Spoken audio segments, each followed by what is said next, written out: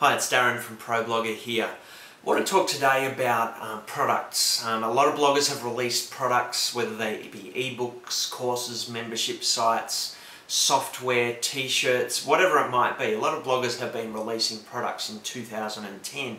But what I'm seeing is some bloggers getting trapped into this cycle of launching products, and to stay profitable they feel like they need to be launching product after product after product after product. It's understandable that they do that, and by they I mean we, really, because this is something that I've fallen into and have been challenged about recently. The reason we do it is that when you launch a product, a good product launch should be a profitable thing, and it will see a spike in your revenue. You've probably seen already I've posted my income trends over the last 6 or so months, and you see these months when I launch an ebook, this spike in revenue.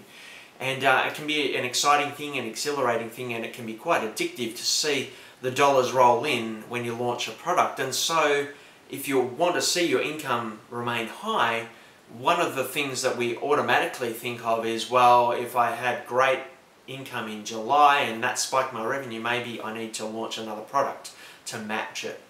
And whilst there's nothing wrong with launching product after product after product, one of the things I've been challenged about lately is actually maximizing the profitability of the products that you already have.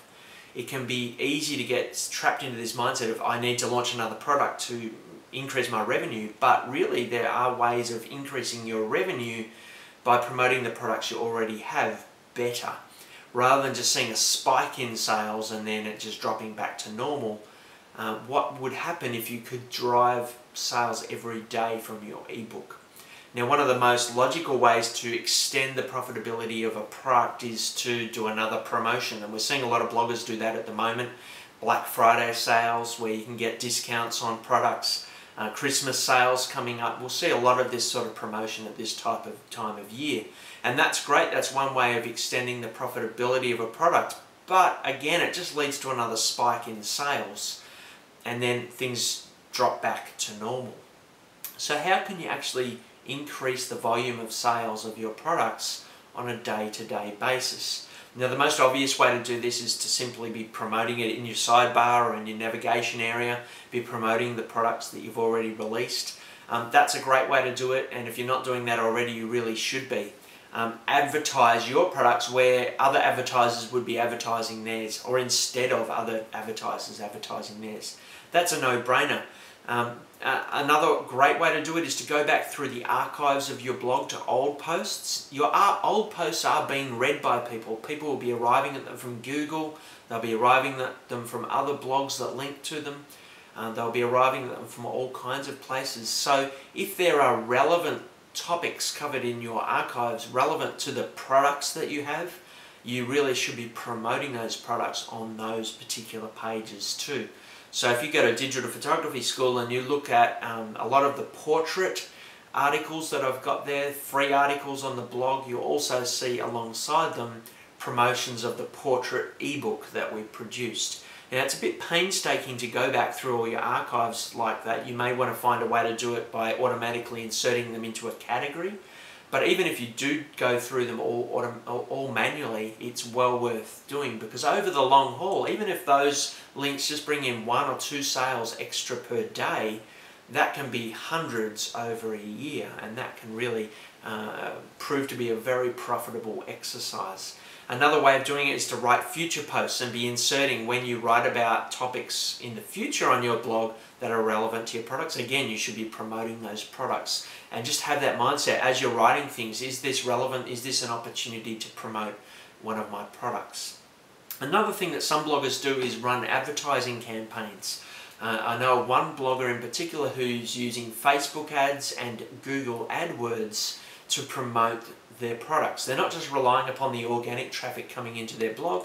They actually know that those particular pages on their site where they're selling products convert very well. They've fine-tuned their sales pages. They've worked out how much it costs them to get people to view those pages, and they've worked out that it can be quite profitable to pay for traffic to come to their site and then sell their products there. So there's some of those ways that you can do it. For me, the most profitable thing that I've done is to actually be doing what Jeff Walker calls a perpetual promotion, a perpetual launch of products to your email list. If you have an email list where you have maybe a newsletter that goes out on a weekly basis, like I do in Digital Photography School, you can build into the sequence of emails that people get using an autoresponder. You can introduce an email that promotes one of your products. So when you sign up for my photography newsletter, about 9 days into the sequence, you get an email thanking you again for signing up for the newsletter, reminding you that you've already had one of our weekly email updates, and offering you a 25% discount on one of our ebooks. Then at the 6-month mark, so I've spaced them right out, at 6 months after you've joined our list, you get another similar email just saying again, thanks for sticking with us for 6 months now. We hope you've had some value out of our newsletters, and again, as another thank you for subscribing, here's another discount code that you can use to get a discount on another one of our ebooks. And those emails have converted really well for us. They're very low salesy, they're not high, high pressure. They're simply, here's an offer, if you'd like to take it, please do. If you don't want to take it, then no hard feelings at all. It's just a simple thank you for being a subscriber to our list. So every day we get several hundred people sign up to our newsletter list, and so 9 days after they do, those several hundred people get an email offering them a product, and then 6 months later they get another one. So every day, not only do 200 or 300 people get an email, 500 or 600 people get an email with those 2 products, and then we'll add another one in a few months later, and then there'll be close to 1,000 people getting an email every day, being reminded about our products. Now, you may not have that volume of subscribers subscribing every day, but even if it's just 10 every day, that's 3,600 people over a year that will be getting those promotions, and that can really boost your sales. And in the long run, you can see more sales from that type of approach than the initial spike that you get from a launch of a product. Now I'm going to link to a post below this video which gives you more and will show you how I've actually done that. It's an older post on ProBlogger, but it's really relevant to this topic, and I'll show you how I have set up those emails in my own sequence.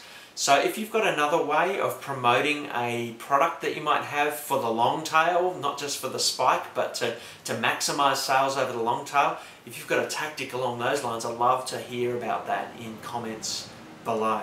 Thanks for listening, and we'll see you on ProBlogger.